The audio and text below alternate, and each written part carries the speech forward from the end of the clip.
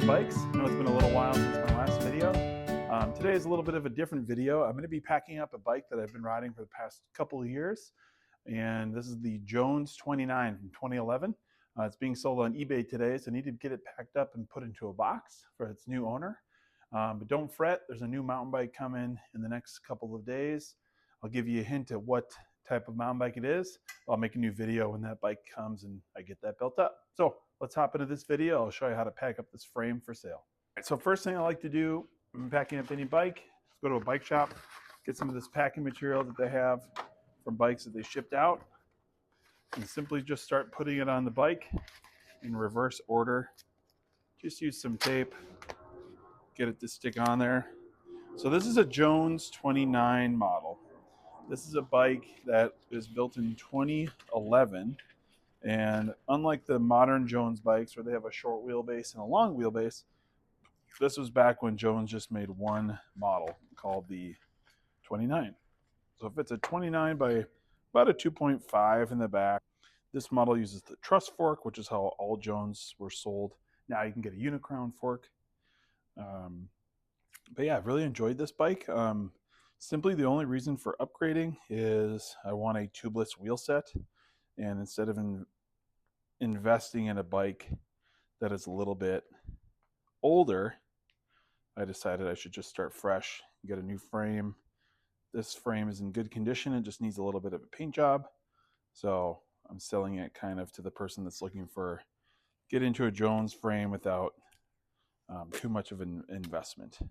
So someone's buying it on eBay, and I think it's going to a good home. So yeah, just putting here on the chain stays. Grab a piece here for the seat stay. As these are unique bikes, a little bit difficult to ship, or excuse me, to sell. So I try to sell it locally. I had a feeling eventually it'd be selling via shipping. Tried marketplace at different prices. Kind of an advantage a little bit is Jones models are really kind of sold out right now, except for the one that I bought, which is a short wheelbase. So I thought that would be a little bit helpful in my pursuit of selling it, but turns out it wasn't as much demand as I thought there would be. So you see just kind of getting these pieces on here nice and snug. Just helps with any rubbing during shipping. But yeah, overall, if people are not familiar with the Jones bike, there is a couple of YouTube videos. I know Hardtail Party has done one, which has been great, kind of showing the differences between the long wheelbase and the short wheelbase. But there isn't a lot of content on them. They're a little weird. So I'll just say, I've been mountain biking for about 15 years now. I consider myself fairly skilled at it. I don't do that much of crazy big drops. Certainly here in the Midwest, here in Minneapolis area, the trails are pretty tight and twisty. There are aggressive trails, but nothing compared to an out west type situation. But certainly we do have faster trails for our conditions. So I've had a hardtail, 100 mil travel. I've had a 140 mil travel hardtail. I've had 120 mil travel hardtails, and recently, before this bike, about a year and a half ago, I had a 160 full carbon trail bike, and I think that bike was really fun, but it was almost too far into the full suspension realm for me. It made it feel like I really had to work kind of to get performance out of the bike. When I was going downhill, it actually worked really well, and I really enjoyed that, but I found that most of my riding is actually kind of tight and twisty stuff, and it's been really interesting. Also, one thing I'll say about that bike is it definitely helps you in situations where you excuse the plane noise, where you might be otherwise needing to work a little bit harder on a hardtail, or needing to kind of pick your lines a little bit more. Or excuse me, not picking your lines on a hardtail, but be able to just kind of send it.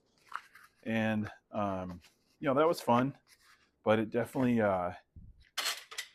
felt like yeah, I was just working pretty hard to kind of get the bike up to speed. It felt lethargic when I was climbing.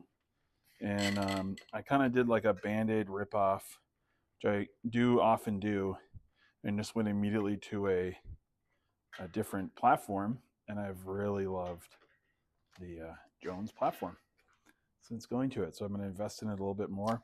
The other big thing is the handlebars. Now the Jones uses a bar called the Loop Bar. It's a 45-degree angle bar that comes back to you. And see if I have one around here. I don't at the moment, but I can grab one.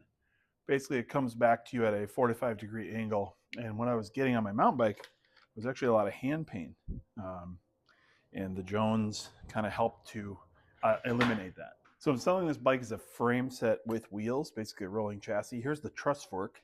As you can see, it's kind of truss because of a truss bridge structure. So under braking, this fork actually doesn't dive at all. It has really good braking. And yeah, it's a nice light fork. It's actually lighter than if it was just a steel Unicron fork because these tubes are so low, and because of the geometry of the forces of the fork, you don't need to make the legs super stiff. It also looks cool, I think. It does make it a little bit difficult if you travel with the bike, but that's really the only downside I see with this fork. Certainly a conversational piece, especially when you go on a pretty decently hard trail. People kind of look at you a little weird, but it is a super capable bike. So go ahead and put this fork just in this box, and that'll just sit in the bottom of the bike case nice and snug, just like that. All right, now we got that rear wheel in there. Just gonna put some cardboard on the sides here just to protect it from the side. Just gonna get that in there. Got an axle on this side. Try to get that on the other side of the axle. And then I'm just gonna flap that over in front of the wheel. Front.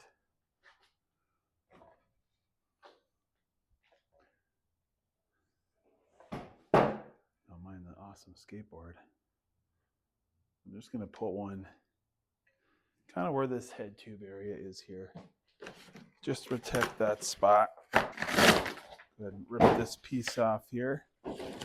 Just kind of shove it down. Put it right there. All right.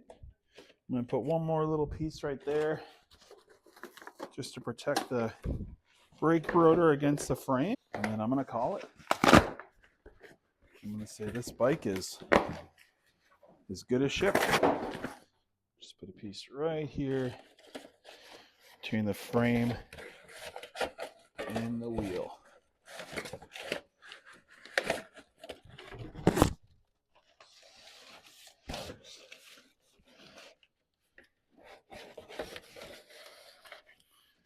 There we go. All right. I'm going to call that shipped. Only thing I got to do is put the headset in and a skewer, and we're good to go.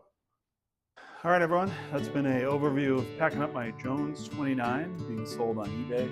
I'll be back with you in a couple weeks for the buildup of my new Jones SWB Plus. Thanks for tuning in. See you next time.